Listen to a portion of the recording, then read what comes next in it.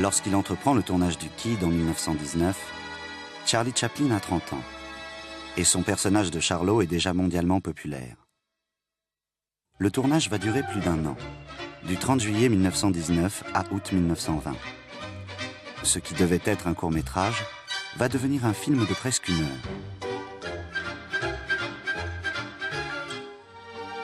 Le Kid est un film charnière aussi bien dans l'œuvre que dans la vie de Chaplin. Il va lui permettre de sortir d'une crise personnelle très nouée, où se jouent à la fois ses difficultés conjugales, un fléchissement de son inspiration, le sentiment d'un piétinement et d'une nécessaire mutation de son œuvre et de son personnage. Ce premier film long va avoir sur lui une grande puissance d'ébranlement et de renaissance, agissant comme une auto-analyse.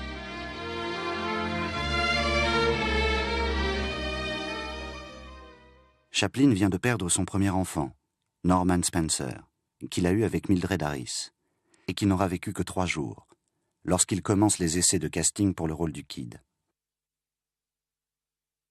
Ce travail de deuil le ramène à sa propre détresse d'enfance, de mansarde en asile, et à la relation avec sa mère. Sur le tournage, tout le monde avait le sentiment que Chaplin se comportait avec le petit Jackie Coogan de façon attentionnée et complice, comme il l'aurait fait avec son propre fils.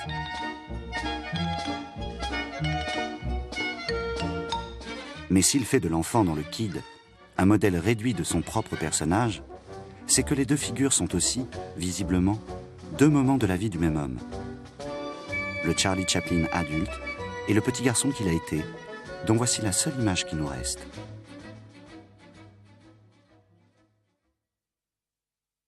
Au moment où il découvre Jackie Coogan Jr. qui deviendra le Kid, Chaplin est découragé et en panne d'inspiration. Il assiste un soir à un numéro de music-hall où un danseur fantaisiste fait exécuter par son fils de 4 ans, en fin de spectacle, quelques numéros d'acteurs qui charment toute l'assistance.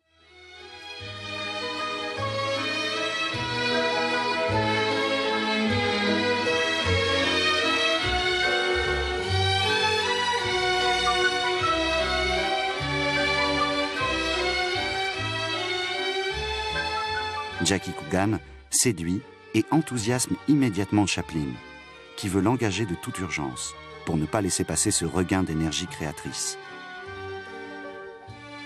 Le petit garçon deviendra la révélation du Kid.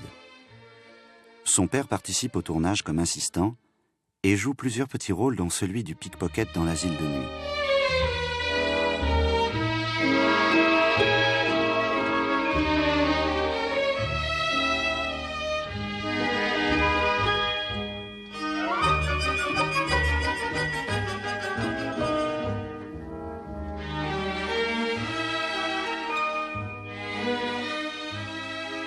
Chaplin va mobiliser pendant des mois le John Coogan pour le Kid, qu'il fait figurer dans d'autres courts-métrages.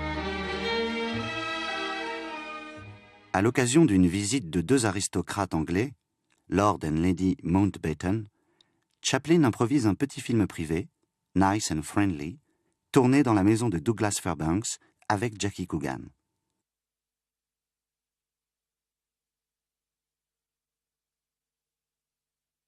Dans un plan étrangement funèbre, Chaplin le fait recouvrir d'un véritable linceul noir.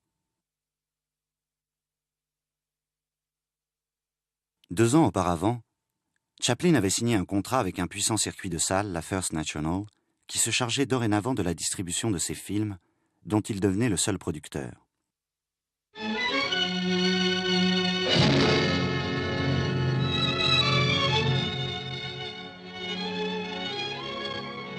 Il avait fait aussitôt construire son studio personnel, inauguré en 1918 avec le court-métrage « Une vie de chien », dont ce plan préfigure étonnamment le Kid.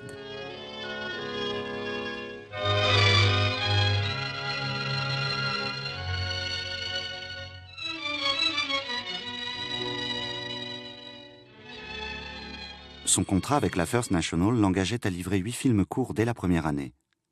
Mais Chaplin, de plus en plus intransigeant et perfectionniste, mettra plus de 4 années pour tenir cet engagement. Avec le Kid, sentant qu'il tient l'occasion de changer de registre et de réaliser un film long et ambitieux, il ne cesse de prolonger le tournage. La First National s'inquiète. Pour rassurer définitivement les commanditaires, il invite les exploitants sur le plateau et met en scène avec le jeune acteur prodige un numéro qui emballe tout le monde. La First National finit par payer, de mauvaise grâce, le supplément de coût lié au passage d'un film de 2 bobines à un film de 6 bobines, puis en fait un argument publicitaire. Toutes ces difficultés n'ont fait qu'attiser le désir d'indépendance du cinéaste Chaplin. Et c'est en plein tournage du Kid, alors qu'il lui reste encore 3 films à livrer à la First National, qu'il participe à la fondation des artistes associés avec Douglas Fairbanks, Mary Pickford et D.W. Griffith.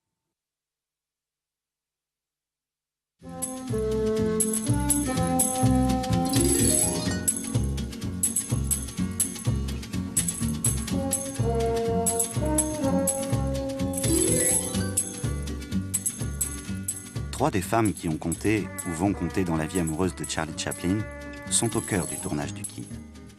Edna Purviance, Mildred Harris et Lita Grey. Le rôle de la mère séduite et abandonnée a été confié tout naturellement à Edna Purviance, qui a été pendant des années sa star et sa compagne avant son mariage avec Mildred Harris.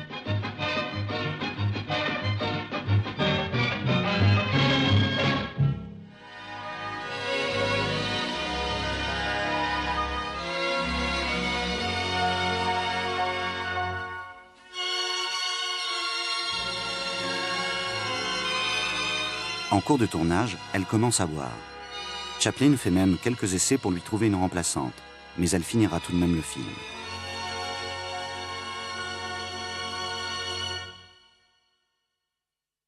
Le divorce avec sa première épouse, Mildred Harris, va fortement perturber pour Chaplin le tournage et le montage du Kid.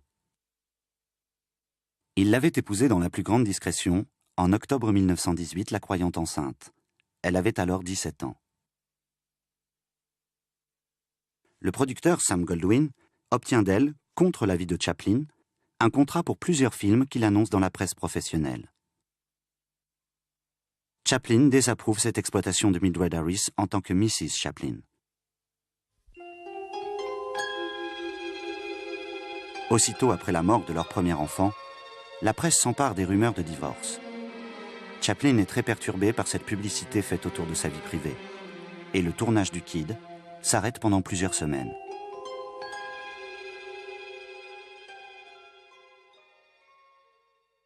Les avocats de Mildred Harris menacent de saisir le négatif du film pour payer la future dette de Chaplin à son égard. Ce qui le contraint à aller monter clandestinement le film dans un hôtel de Salt Lake City.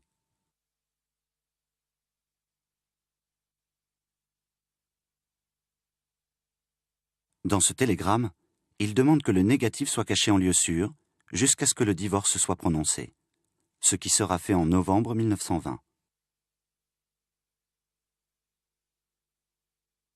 C'est aussi pendant ce tournage que Chaplin va rencontrer celle qui va devenir la deuxième Madame Chaplin, Lita Grey, qu'il épousera en 1924. Au moment du Kid, elle a 12 ans, et sa mère la présente pour le casting des Enfants de la rue. Chaplin la remarque et demande au maquilleur et au costumier de lui donner l'apparence d'une jeune fille de 18 ans. Elle sera l'ange tentateur de la scène du rêve.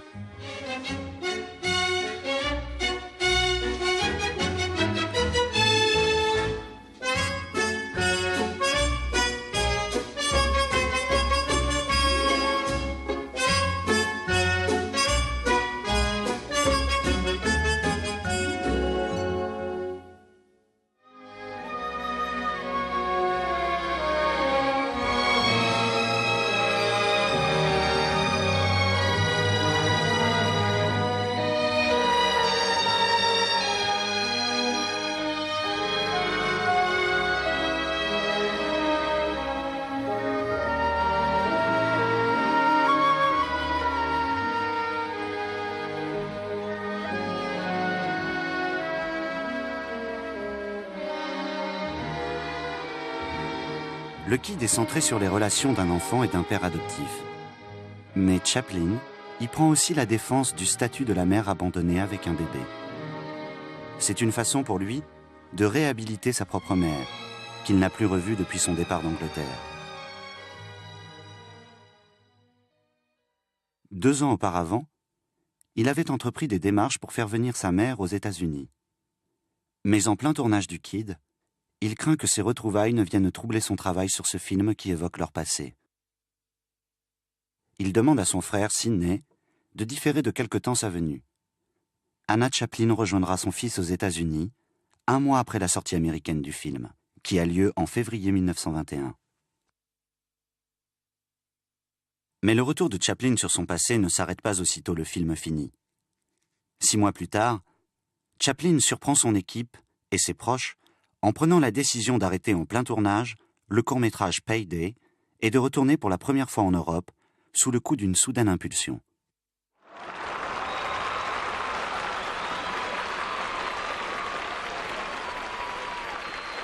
Il reçoit à Londres un accueil triomphal et se rend sur les décors même de son enfance, dont le Kid vient de ranimer le souvenir.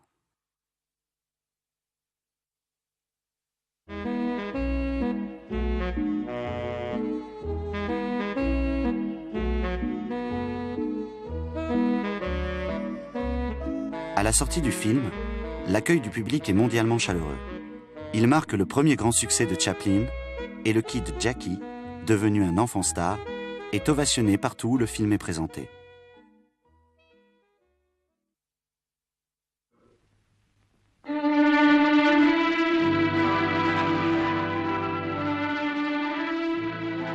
En 1971, Chaplin établit la version définitive de son film et en compose la musique.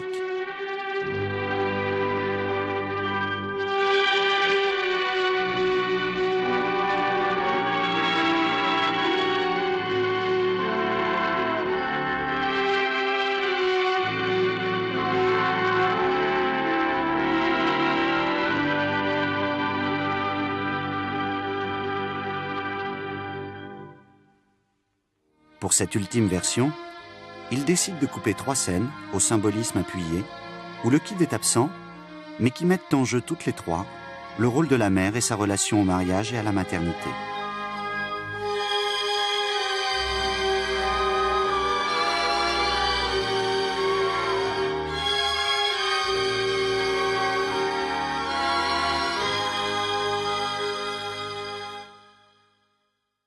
C'est dire à quel point, 50 ans plus tard, Chaplin n'en a pas encore tout à fait fini avec la réécriture de son roman familial.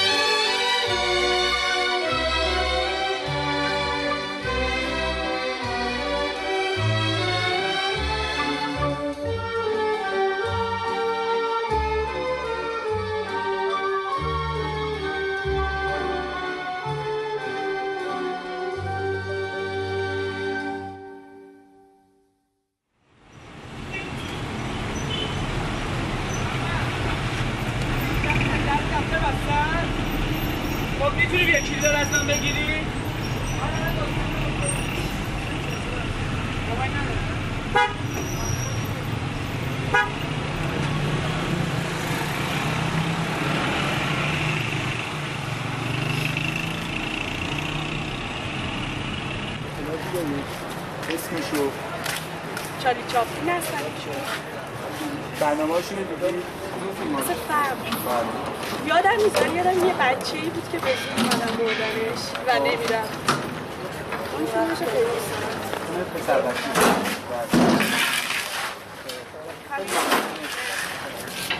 چارلی چاپلین. محمدی. چارلی چاپلین. بلند بگو من بشنوم. چارلی چاپلین.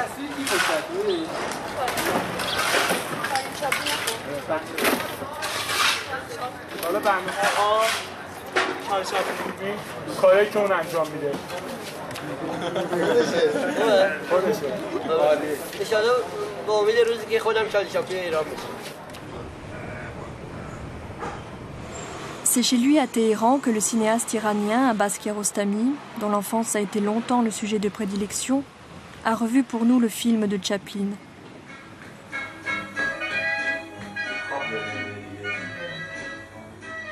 Il avait invité pour partager ses propres retrouvailles avec le Kid, Reza Hachemi, l'acteur qui jouait le rôle de l'enfant dans son premier court-métrage, Le pain et la rue, il y a 32 ans, et son fils, Amir Abbas, qui découvrait le film pour la première fois. بعدش یه روز اون چند نفر که اومده بودن تو خونه اونا میندازن تو وانت بچه رو بعدش برای همین گفتم دیگه کاری که چاپلین میکرده به خاطر بچهش بوده برای اینکه از بالا پشتمونشون میره بالا وقتی که ماشین میره از اون ور خونه میپره تو عقب وانت بعدش بچه رو میگیره اون یکی نفر ماشین که داشته میرفته میندازه پایین بعدش بچه رو میگیره میخوابونه به صبحونه میده باشه میاد اون صحنه که پسر همه کارا رو میکرد غذا درست کرد ساندویچ از وسط قطع کرد به بابای میگفت بیا این کارو بکن اون کارو نکن مثل اینکه اون بود رئیس توی خونه یادت اون صحنه رو؟ بله چی فکر میکنی؟ فکر میکردم که بچه خود باباه بود چون که باباه همیشه واسه بچه کار میکرد واقعا تو جامعه خودمون این رابطه خیلی خیلی بیشتره بین بچه ها با کسایی که پدرشون نیستن چون علاوه بر پدرها سر کار میرن و این روابط بچه ها با عمو و عموزاده ها و اهل محل و همسایه و اینها خیلی بیشتر هست تا رابطه همیشگی پدر و بچه. بنابراین من از این نگاه ندیده بودمش ولی الان که نگاه میکنیم به نظرم یه شباهتی هست.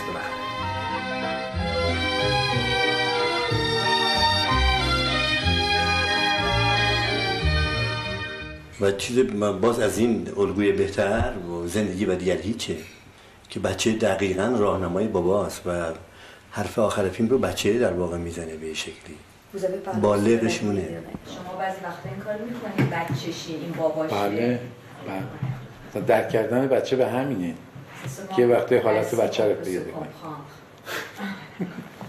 من واقعا نمیدونستم که اینقدر این فیلم میتونه دوباره من رو تحت تاثیر قرار بده. میدونستم که این فیلم رو دیدم فقط فکر کنم باید حدود 10-15 سالگی باید دیده باشم و دیگه مدت ندیدم. الان به این فیلم قطعا یه جور دیگه نگاه میکنم نه مثل سابق یا نه مثل کسی دیگه برای اینکه من نمیتونم یادم بره که به خصوص این فیلم من رو به عنوان یه سینه‌است بهم یادآوری میکنه برای اینکه میبینم که چقدر تحت تاثیرشه. الان اینکه دو تا صحنه‌اش رو دیدم که در ناخودآگاه هم به نظرم یه چیزایی مونده چون یک بخشش رو در یکی از فیلم‌های خودم دیدم. سلام علیکم.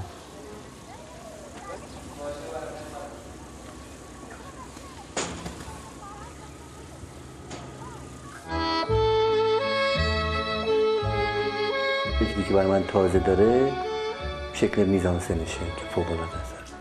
مثلا نوع به شیوه تعریف داستانش به نظر من شیوهی که داستان رو تعریف میکنه همطور که دیدیم چه راحت این تونست قصه فیلم رو تعریف بکنه با وجودی که فیلم زبون نداشت.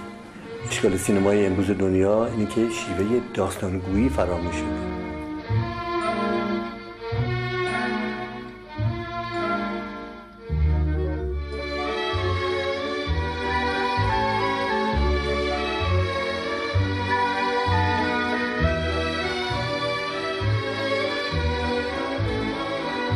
تمام تصاویر رو که از یک زاویه فیلم برداری شدن رو کنار هم گذاشته بود و من دیدم هیچ وقت دوربینم در واقع از یه خطی اونورتر نرفته و همیشه مثل تماشاگر یعنی دوربینم در وضعیت تماشاگر نگاه کرده به صحنه. این آگاهانه نبوده ولی بعد که نگاه کردم دیدم یه اخلاقی درش رعایت شده و اون که ما حریم یک خونه رو حفظ کردیم.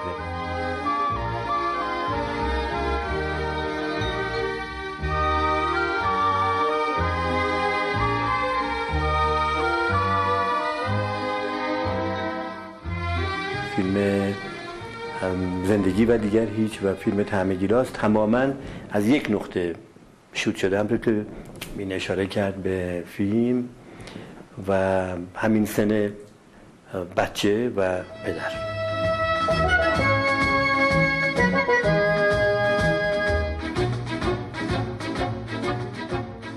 اولین اختلاف هم یادمه که با فیلم بردارم داشتم، اولین اختلاف رو، و با مونتورم داشتم. یعنی اینا به هر حال حرفه‌ای بودن ولی سینما رو نگاه میکردن و خیلی از نقدا یادمه که به این اشاره کرد که این بلد نیست دوربینش رو تکون بده، برای این جرأت میخواد دوربین جابجا کردن و اینکه راکوردار رو باید حفظ بکنه.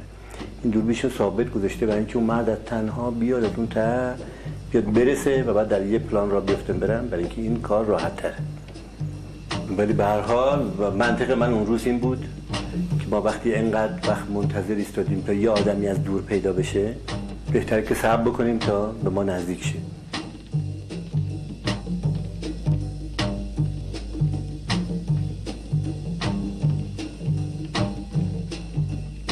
این الزامی نیست که من اونقدر تحت تاثیر این فیلم بوده باشم که دوربینم رو عیناً دوربین چارلی به کار برده باشم یا دیگران همینطور. این شباهت‌های ناگزیره برای اینکه منطق زندگی پشتشه، نه منطق سینما. بچه تو گهواره چند بار؟ خیلی نظر من جذاب بود به خاطر شیوه بازی گرفتن. دقیقاً همون کار رو میکرد که باید میکرد و جهت نگاهش به پدره بود و کاملا میزانسن شبیه کار آدم بود.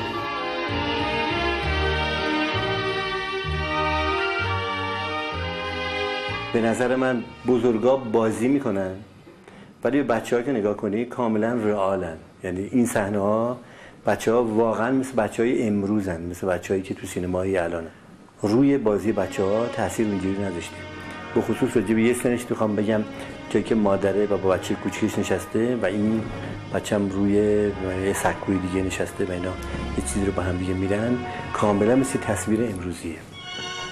بازی همه کمی نمایشی هست، اگزاجره هست.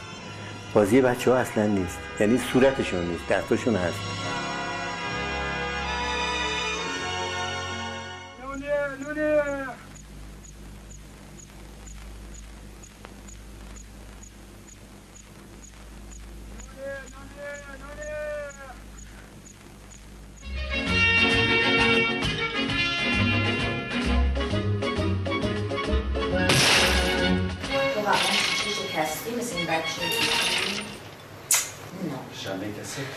اونی که شیشه میشکستی دوستان داشتی؟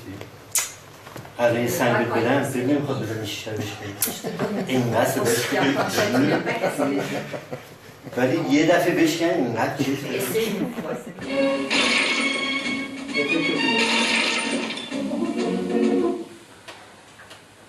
همونجا رو ایزدی